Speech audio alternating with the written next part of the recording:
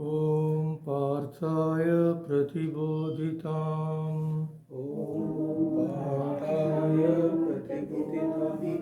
भगवता नारायणेन स्वयं व्यासेन ग्रथिताम् पुराणमुनिना मध्ये महाभारतम् अद्वैतामृतवर्षिणीं भगवतीम् अष्टादशाध्यायिनीम्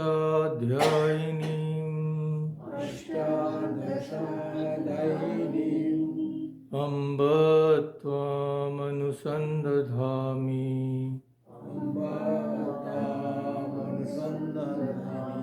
भगवद्गीते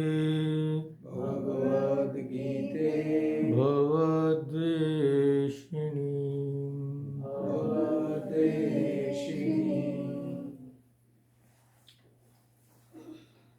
So we'll start with the chanting of the original Gita as usual.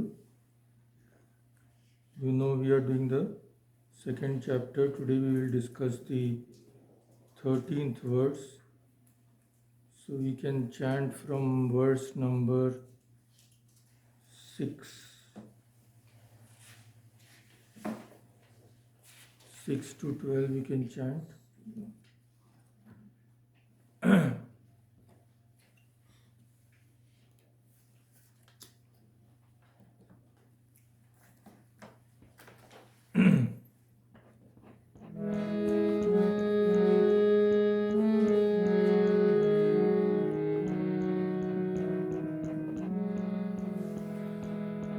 न चैतद्विद्मः कतरन्नो गरीयो यद्वा जयेम यदि वा नो जयेयु यानेव हत्वा न जिजीविषाम स्तेव स्थिता प्रमुखे धार्तराष्ट्रा कार्पण्यदोषोपहत स्वभाव पृच्छामि त्वां धर्मसम्मूढचेता यच्छ्रेयस्यान्निश्चितं ब्रूहि तन्मे शिष्यस्तेऽहं शाधि मां त्वां न हि प्रपश्यामि ममापनुद्यात् यच्छोकमुच्छोषणमिन्द्रियाणाम् अवाप्य भूमावसपत्नमृद्धं राज्यं सुराणामपि चाधिपत्यम्। संजय उवाच एवमुक्त्वा ऋषिकेशं गुडाकेश परन्तप न योत्स्य इति गोविन्दम् किं बभूवः तमुवाच ऋषिकेश प्रहसन्निव भारत सेनयोरुभयोर्मध्ये स्थापयित्वा विषीदन्तमिदम् श्रीभगवानुवाच अशोच्यानन्वशोचस्त्वं प्रज्ञावादांश्च भाषसे गतासून् अगतासूंश्च नानुशोचन्ति पण्डिता न त्वेवाहं जातु नासं न त्वं नेमे जनाधिपा न चैव न भविष्यामः सर्वे वयमतः परम्.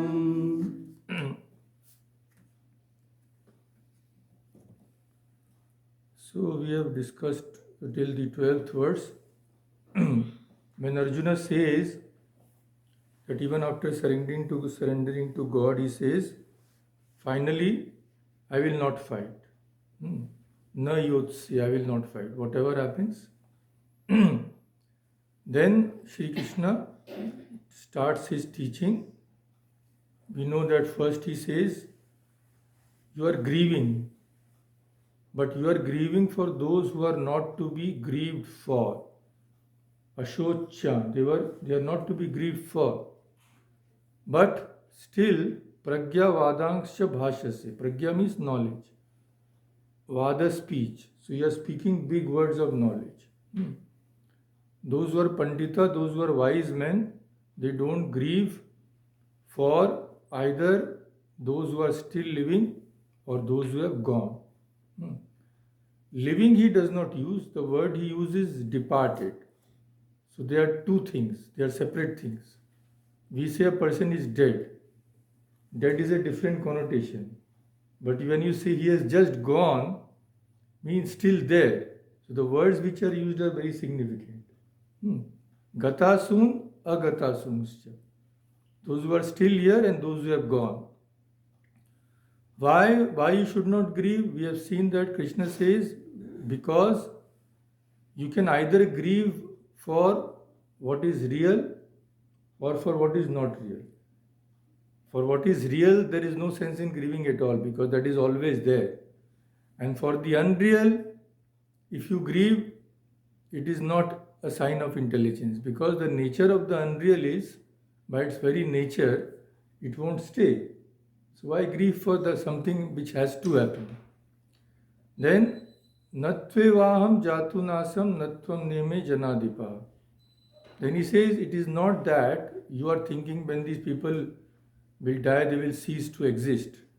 But he says, it is not that I have never existed, nor you have never existed, nor these kings have never existed. And it is not that we will cease to exist in future. We were there, we are present now, will be present in the future also. So the main point is to show there can never be any abhava or the absence of the self. And we have also discussed this in detail. We have seen the 4 types of absence in Indian philosophy. Very interesting study. Now, in the verse we will study today, Sri Krishna establishes this permanence of the self with another example to make us understand. The same truth has to be told in many ways because it is very, very subtle. So here what he does, he has already told Arjuna that, see, you are grieving unnecessarily. The self is eternal. Now he will relate the self for easier understanding to the body. Because we are just familiar with the body. We may talk a lot of big things, but what we know is just the body. So naturally, it is easy to understand something if you take the example of something we already experience.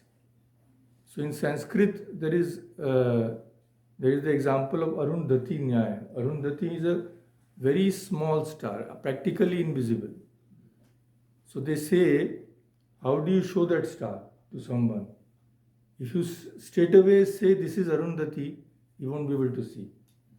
So first you attract his attention to a big star, which everybody can see. Then a little smaller beside that. Then maybe even smaller. Then last of all you see, now can you see? So here he goes step by step. That is why it becomes easy to grasp. So here also Krishna is trying to do the same thing. So verse number 2.13, please repeat after me. Dehinosmin yatha dehe Kaumaram yauvanam jara Tatha dehantara prapti Dhiras धीरस्तत्र न मुह्यति. धीरस्तत्र न मुह्यति. So, praptihi actually it is, and you see there is a ra. Praptir dhirastatra. So that ra comes by sandhi. So we will see now the breakup and see the literal meaning of each word. Dehinah. We'll start from the very beginning. Dehinah. Dehinah means one who is residing in the body. That is called in philosophical language, it is called the embodied soul or the jiva. Asmin. Asmin means in this.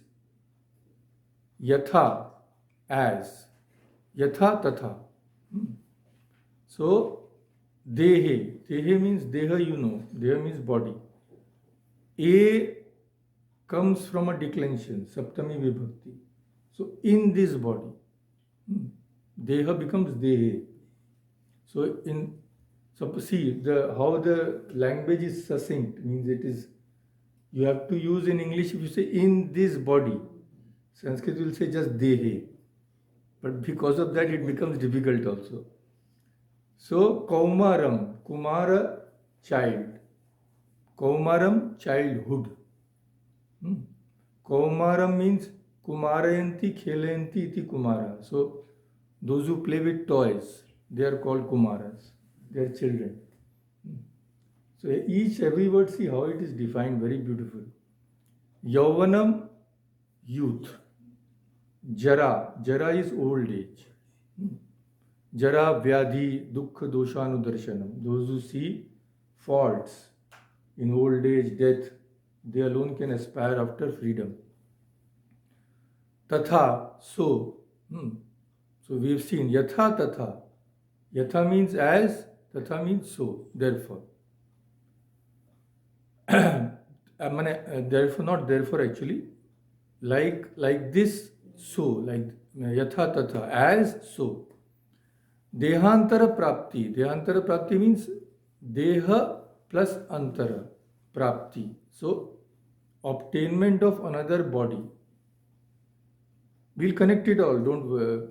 It's a little confusing when we see word by word. We'll connect it all. Then comes Dhira. Dhira means wise man. From Dhi. So, Dhi is used for intellect also. It is also used for wisdom.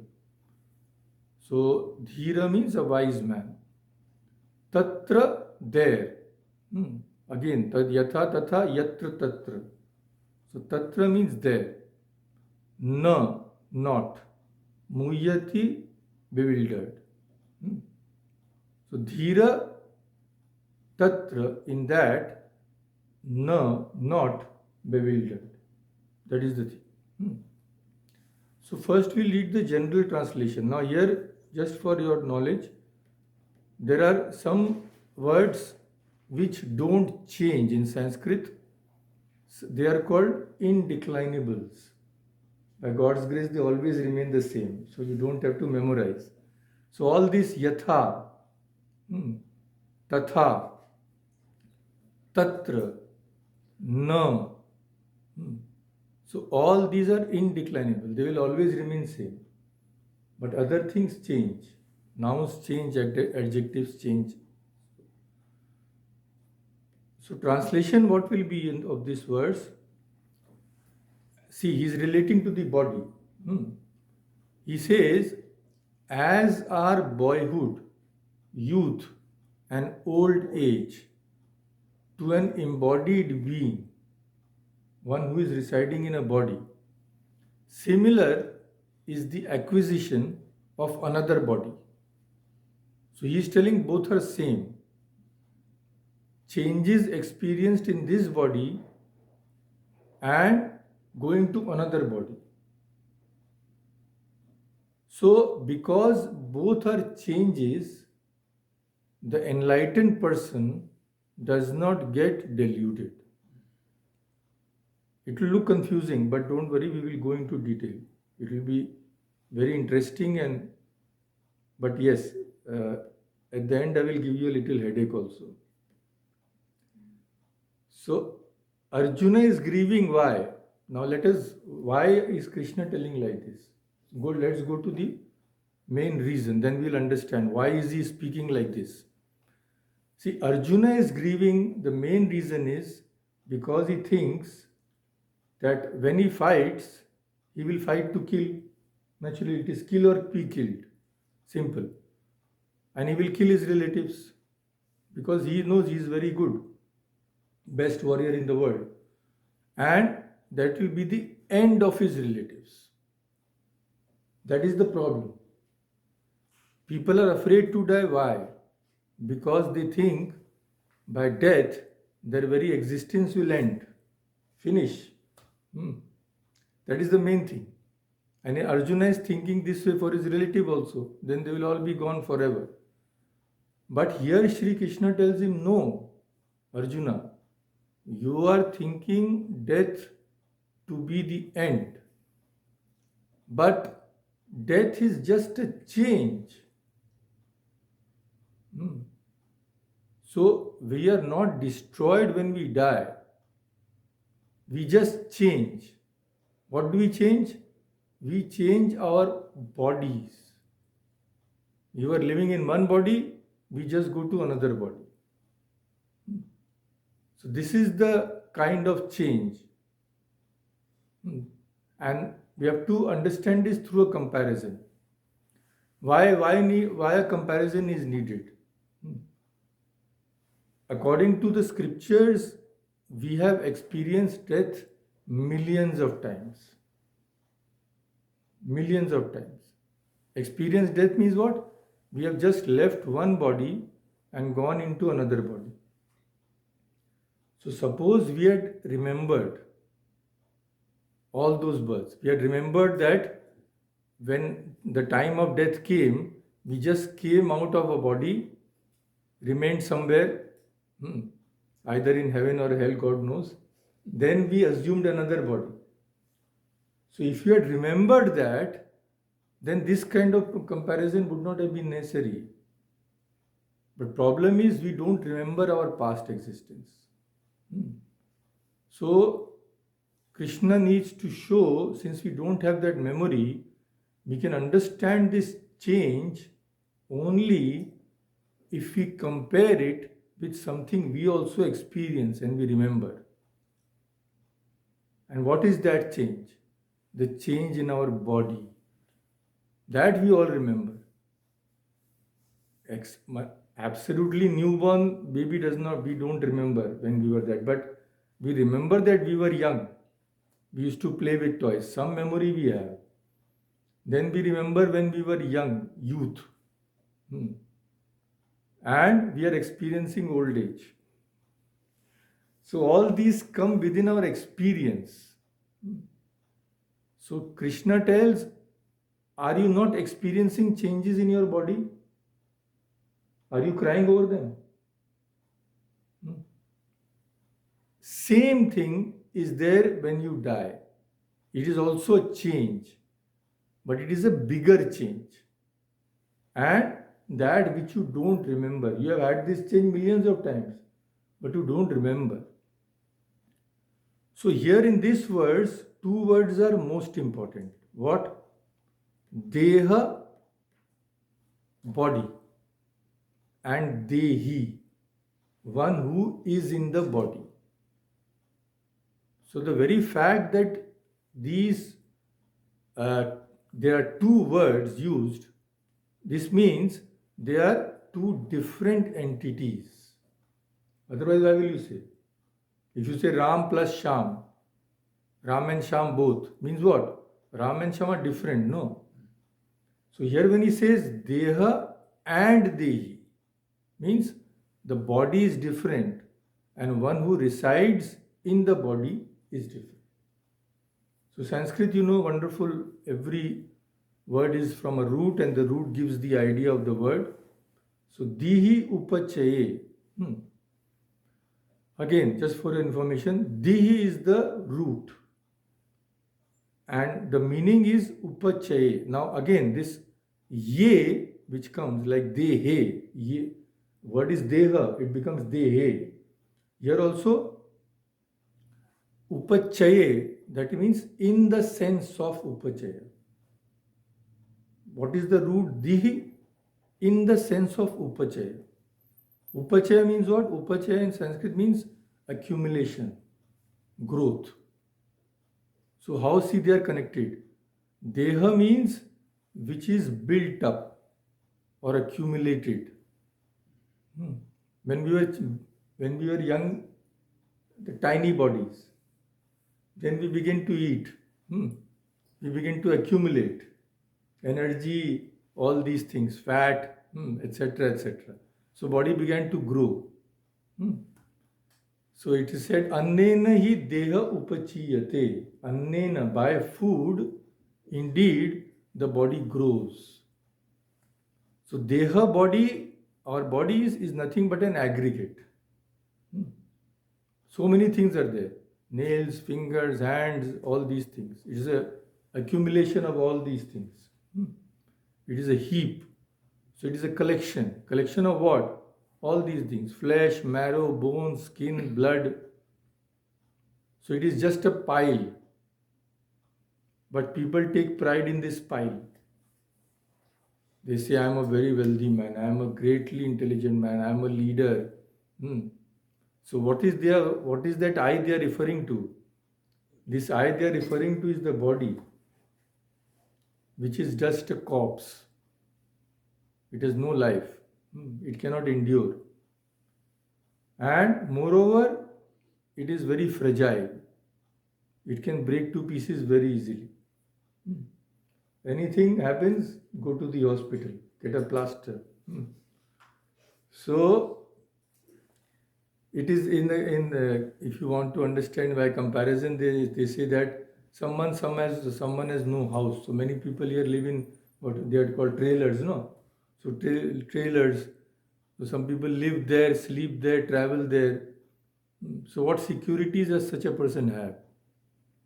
At any moment, an accident can occur, and he is also susceptible to the ravages of nature, because the trailer which he is occupying, his house, that itself is fragile. In the same way, this body is just a vehicle. We are moving in this, and anything can happen any time. Now it's a vehicle, so vehicle must have a rider. And who's that rider? The rider is called the embodied soul. Embodied soul. This embodied has to be given. Means what? One who resides in the body is embodied. Okay. Now, Sri Krishna says Dehi. Dehi is the embodied soul. And he is separate from Deha. He is separate from the body. So what is Dehi like? Body we know. Flesh, fat, marrow, bones, etc., etc. Then who is the one who resides in the body? What is his nature? He is the conscious principle. Although he resides in the body, he is separate from the body. But he has become associated with the body. That is the problem. He becomes associated. You are completely separate persons, but you become associated. A father is completely separate from his son, daughter, wife. But as soon as something happens to them, he starts weeping. Why? He has associated himself with that. So connection has been made. Something will happen to A, B will also be affected. So here also, we have become associated with the body. If anything happens to the body, we suffer. That is the thing. So Dehi is the conscious principle which has become associated with the body. Since it is conscious, it illumines the body. And this Dehi experiences various states within a single body. And it also experiences those states in a different body. We are associating ourselves with one body. So we experience the states pertaining to that body. If you go to another body, we'll experience those states. We'll see all this. Within a single body, what do we experience? Sri Krishna has already told. We experience childhood, youth, and old age. We also experience waking, dream, deep sleep. We also experience joy, sorrow, confusion, clarity. So, all these are states. States in Sanskrit is called avastha. These states arise, they stay for a little time, they keep on changing, then they go, they don't stay. Happiness comes, happiness goes. Suffering comes, suffering goes. But through all these states, there is a persistent feeling.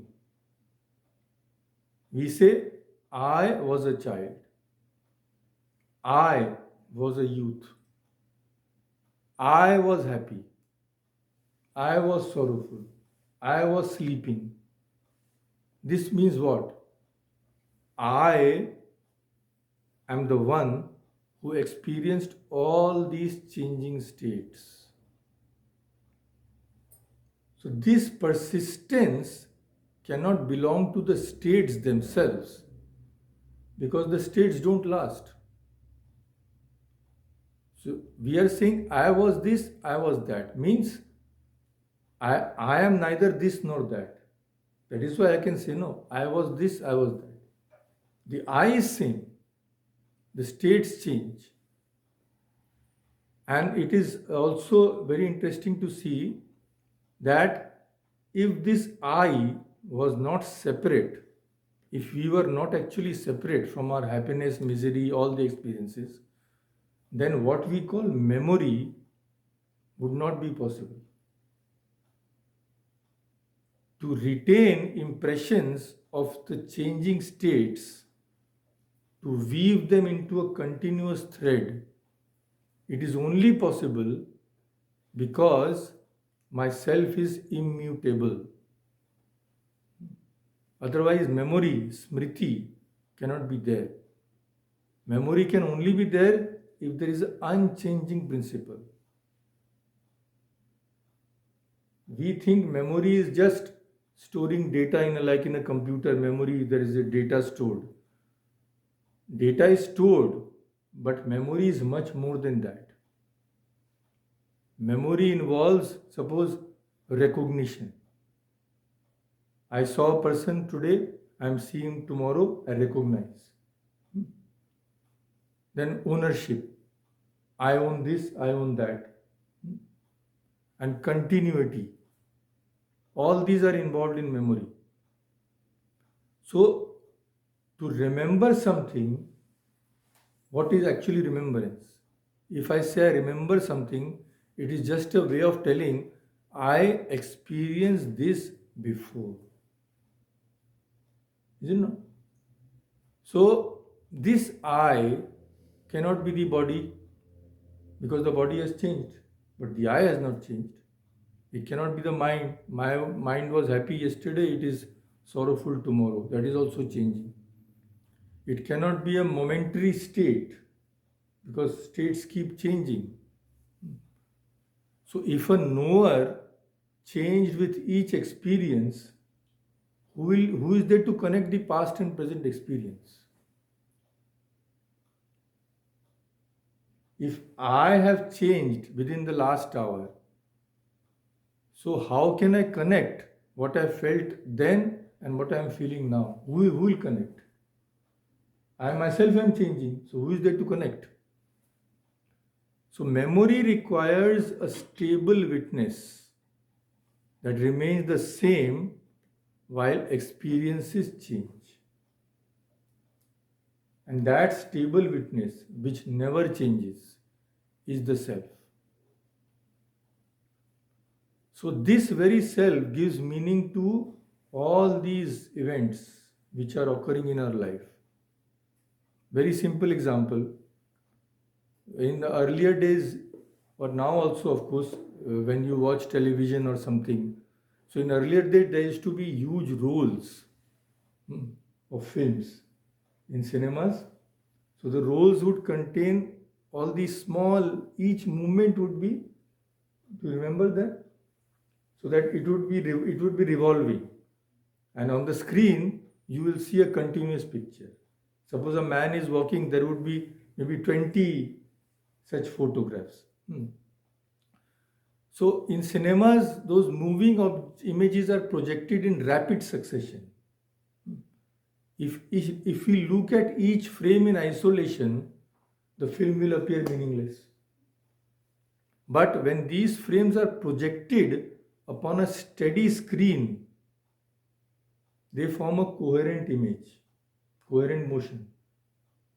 But if the screen is also changing, then that meaning will never come. The screen has to be same. Then we can see those images on the screen. So to grasp the significance of hidden in the flow of these moving images, the stability of the screen is essential. Otherwise, how will you grasp that? In the same way, our minds and bodies are like that cinema reel, something like that. They are constantly in motion. So the one who imparts meaning to these ever-running cycles of events is the stable, unchanging self. That is the Dehi. Dehi, one who resides in the Deha, one who is associated with the Deha, one who is associated with the body.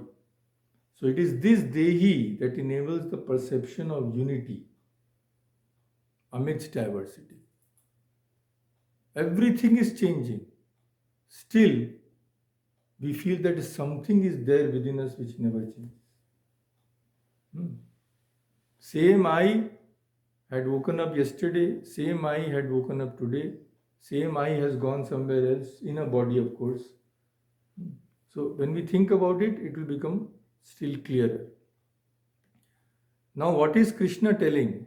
Krishna is telling, see, as the embodied, Krishna is telling, see, I have given you the detail. What detail? That when you are in a body, you are the embodied self. But when you are in the body, you experience the states of childhood, youth, and old age. Similarly, you will also experience a change in your body itself. And those who are calm, those who are dhira, those who are wise, they are not deluded by this change. So passing into another body is what is called death. So are you afraid of passing into any other state? No. Are you afraid that your hair will grow grey? Some people are afraid, then they go to make black again. But there is no use in being afraid because that will happen. So as you don't think that when your body is experiencing changes, you are destroyed, you don't feel that I was destroyed then I became another man in my youth, then again I was destroyed, then I was again another man in my old age. No, it was the same man, same I. Similarly, why should you be afraid of another change, similar change, which is called death? That is the thing. So, when we say in the embodied one, in the embodied state, it becomes clear that the indwelling self is distinct from the body. The self is what is seeing. It is called seer, S-E-E-R, while the body is seen. I realized that I was young, I was middle-aged, I was old, all these things. So, Krishna adds here this phrase, Tatha Dehantara Prapti. Tatha, same way, is the change in body. Just as the body undergoes stages, childhood, youth, etc., etc., in the same way, it also attains another body. the transition into a new embodiment. So he says, just as you don't grieve when the gross body passes from childhood to youth to middle age to old age, similarly, you should not grieve when it will go to another body. So we are living in a house. This house will slowly become old. Paint will start peeling. Hmm. The the wood will start rotting. All these things will be there. So then I won't want to live in this house, no. Then I will change my house. Is it not? Similar is the case in the body. So if you change your house, are you destroyed? No. So here also, when the body becomes very old, blood pressure, diabetes, all these will come. Then the self says, okay, in this old body I don't want to stay. He goes out and gets a new body. But as we don't change when we move into another house, the self does not change when he goes into a new body. That is the thing. So what really happens when we make the transition to another body? Nothing happens actually. It is just a change. Like here in Canada, if you move to another house, the chances are there that will also be made of wood. All these things will be the same. Same wooden house, only the design will change. Maybe it will be better or worse. So, this body is made up of the five elements. Prithvi, Vayu, Jal, Agni, etc. etc. That body will be of the same elements. You won't get something extraordinary. Same thing is there. Five elements out of which this body is made: earth, water, fire, air, and space. Similarly, the new body will also be the same five instruments. The mind will also remain the same. Children make, out of clay, they make many images. In winter, this out of snow also sometimes. So sometimes elephant, sometimes a horse, sometimes a human being. So one figure, it fashions, then dissolves back and goes to another figure. So different forms, but the thing is the same. The clay is the same. So shapes arise and dissolve, but the clay in the child's hands remains constant. This is the thing. The problem is we identify ourselves with the changing states. This is the problem. The names and forms which actually don't belong to us, we go and stick to those. So, when these things change, we think we are changing. That is the whole problem. But all these states don't belong to us. What are they then? They are superimposed. Superimposed. This word will come again and again and again in Vedanta. What is the simple example they give? There is a colorless crystal and there is a red flower. So the crystal appears red. Now what has happened? The crystal is superimposing its qualities upon the flower is superimposing its qualities upon the crystal. So again, please pay attention because this word will also come. So that flower which is superimposing its qualities upon that crystal, that in Sanskrit, in philosophical term, is called upadhi. One is called superimposition. So if there is a superimposition, there must be something which is superimposing. That something is called upadhi. In the case of the red crystal, the red flower is the upadhi. So if you want to define upadhi, what will you do? That which appears to qualify or limit something.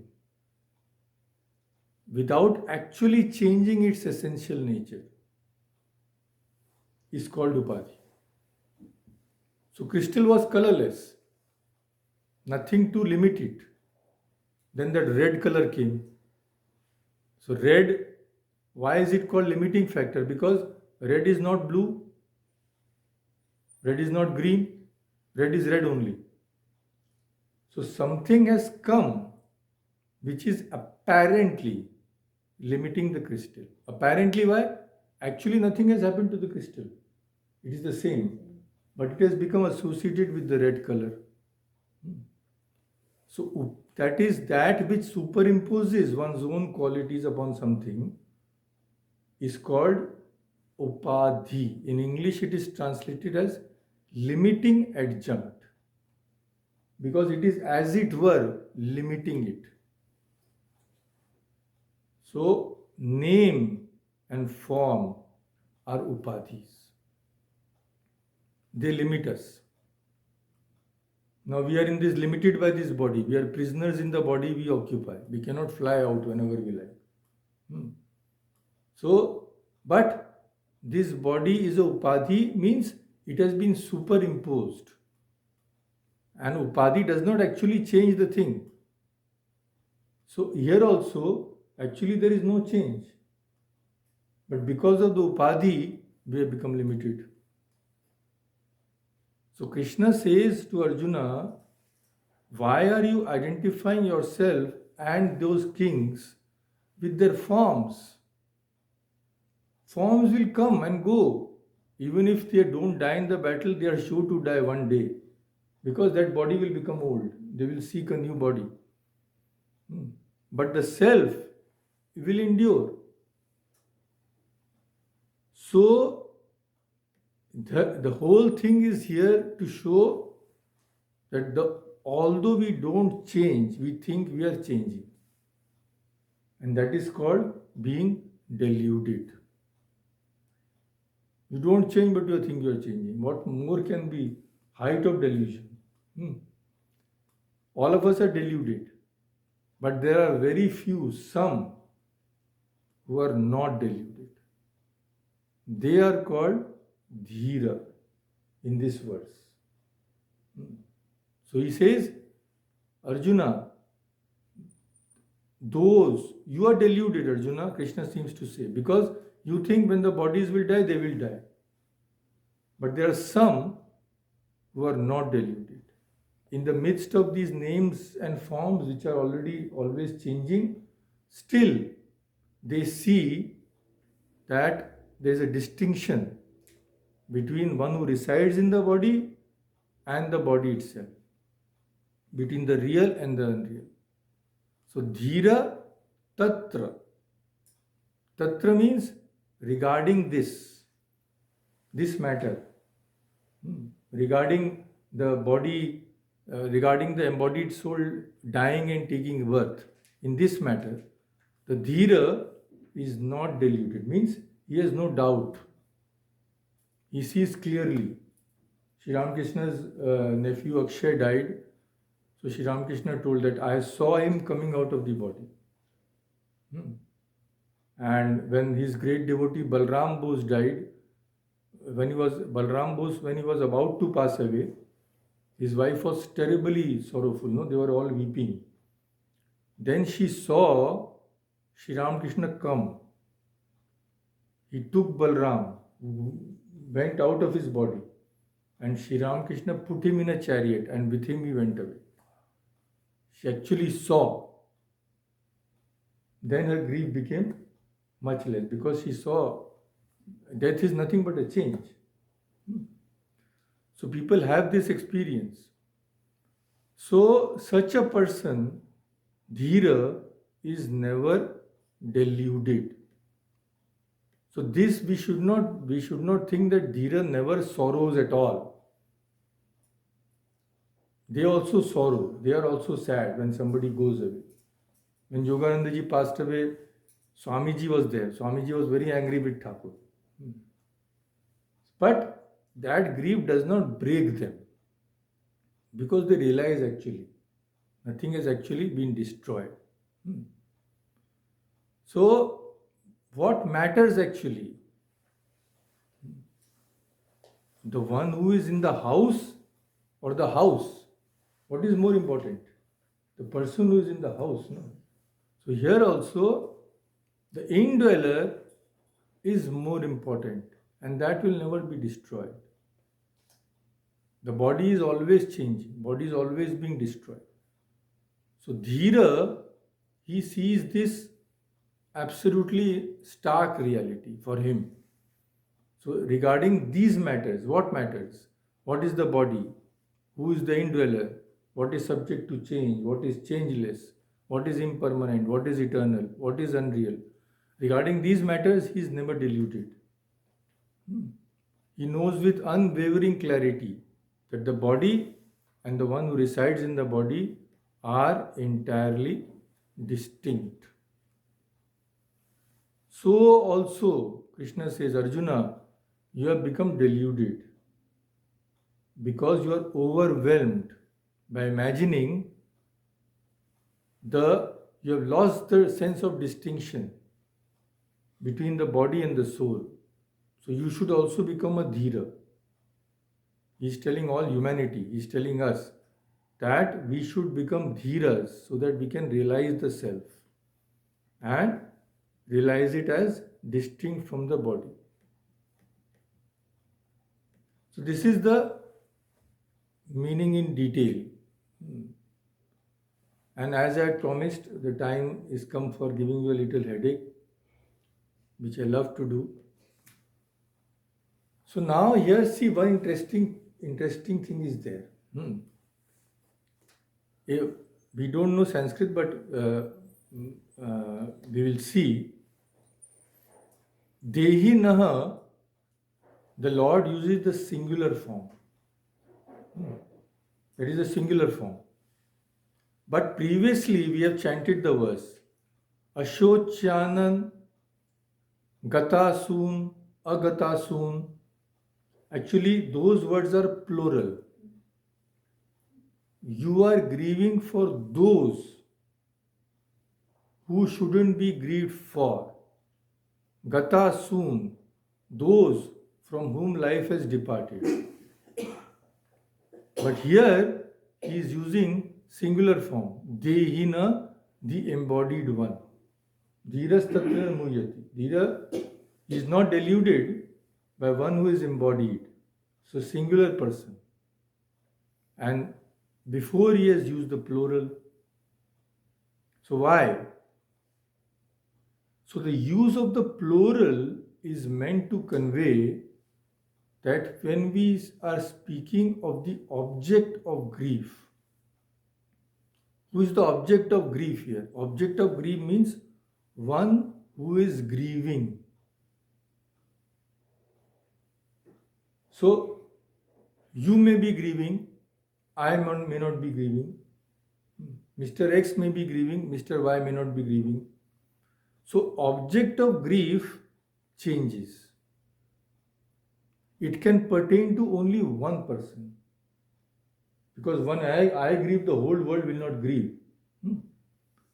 So here, what is being given importance? Who grieves? The soul does not grieve. The mind and body are grieving. And the mind and body are both upadhis, superimpositions. So here, when you say, I am grieving, I am the object of grief, the importance is given to what? The upadhi. Because the soul is not grieving. At any moment, one person may be grieving while other may be celebrating his birthday party and etc. etc. Similarly, when prana goes out from another body, it is still there in another body. If one person goes out of this body, not everybody will not go out. So whether it is the object of grief or the presence of prana or any other thing, here upadhi is what is predominating. We are giving importance to the upadhi. Is it not? So when the upadhi is taken as primary, multiplicity comes. Your upadhi is different. His upadhi is different. My upadhi is different. Your body is different. Your mind is different. His body and mind are different. Mine are different. So many comes. Why? Because upadhis are many. But when the one who possesses the upadhi is the object of discussion, one who possesses the upadhis is only one, the self. So here, dehi naha, one who is embodied, means one who is residing in the body. He is the self. He is not many. He is one. So it is called singular. Again, I will repeat. All these bodies, minds, prana, etc., they are upadhis, limiting adjuncts.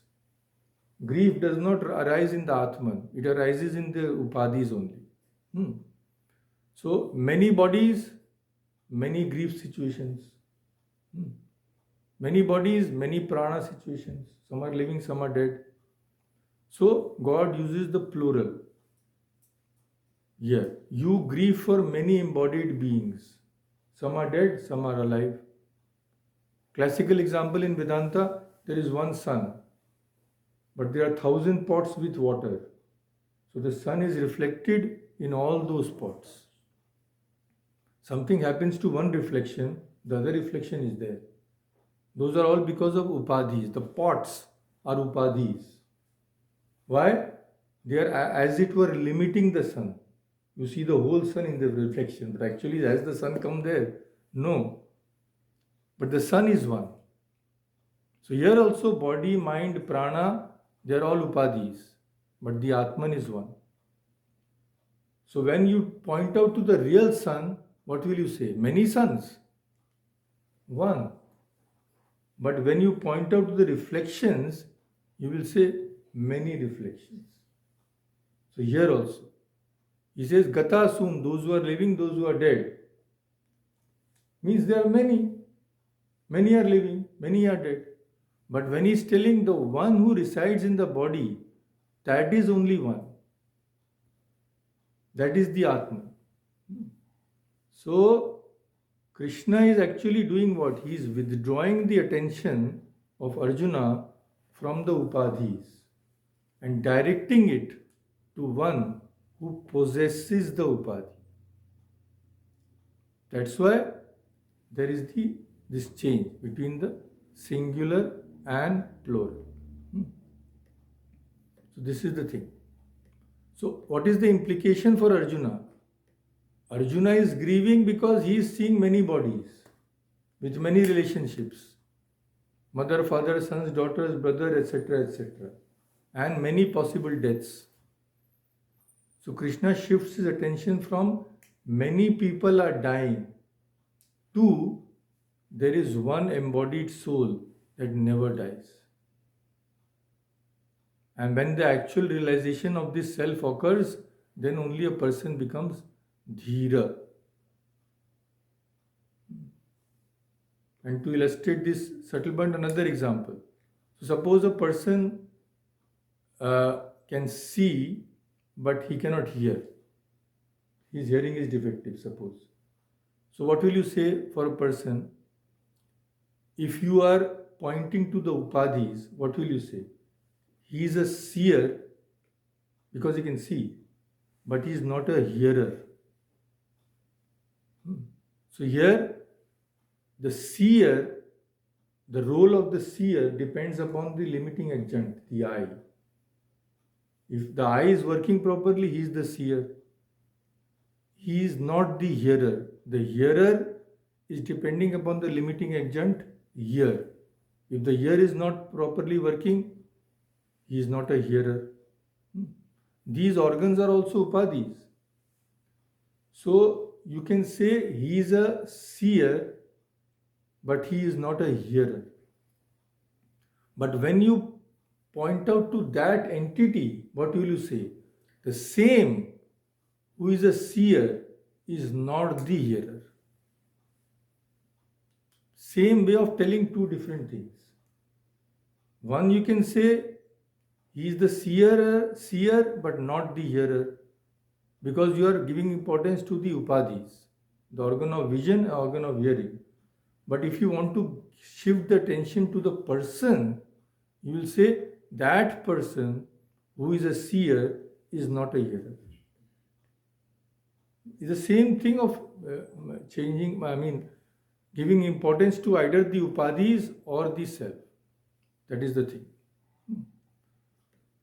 So, here also Krishna now teaches in this way. Arjuna is constantly focusing on the limiting agents, bodies, mind, etc. So Krishna is now shifting his attention from these upadhis to the real self. If one realizes the real self, he cannot grieve. Now just concluding another headache. When you say these things, when you say this, the embodied self is one, it does not seem to be correct. Because the embodied self in you, in him, and in me, they are many. Is it not? Embodied self in you will become, you will eat, so you will become satisfied. But if I don't eat, my embodied self will still feel hungry. So why is he telling that embodied self is one in all the bodies? We are seeing the embodied selves are many. You are not me, I am not him. So how can we say that the one self is existing in all bodies?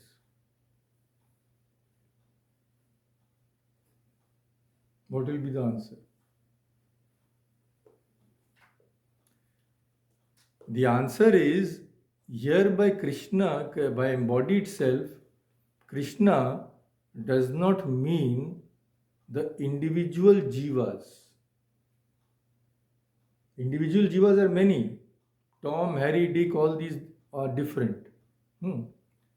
What he means is the consciousness which is associated with each body. That consciousness is one. So consciousness associated with one body thinks he is John. Consciousness associated with another body thinks he is Tom. So these John and Tom are actually changing entities. But the consciousness which is associated with all of them is only one. And by Dehinaha, Krishna is pointing to that consciousness. Like a sun? Like the sun, you can say. So Shankara himself says repeatedly, Deh Adi Upadhi Bhedat Jiva Bhedat. We are all jivas. We are differing from each other. How? Just because of the different upadhis, different bodies, different minds. So, in common usage, Dehi will be the individual jiva in that body. And they are all different. But here in Vedantic teaching, the same word is also stretched. Stretched to mean what? The consciousness which appears as Ram, Sham, Jadu, Malik. The same consciousness is appearing as X, Y, Z. That consciousness is already one, always one. So now you can say, then why did Krishna go through such a huge long process? Dehi, Dehina, etc., etc. He could just have told Atman is one. Simple. But then Arjuna could have said, no, which Atman are you talking about? I see before my eyes only bodies, and the bodies will die. Because Arjuna has not experienced the Atman yet. So Krishna knows that Arjuna is only seeing the bodies. And through these bodies, the concept of the soul, which is embodied, has to be taught. That's why he goes through this long and winded process. This is the thing. So now Arjuna's attention, the main thing is here, by disclosing the complete distinction between the body and one who resides in it, Sri Krishna wants to draw Arjuna's attention, which is fixed on these upadhis, fixed in the limiting on the limiting adjuncts, to the real. What is real? The self. The upadhis keep on changing, they come and go. The self never goes. And one who realizes this difference becomes dhira. And a dhira never becomes deluded. So he is not sorrowful. Only delusion is the one cause of sorrow in the world.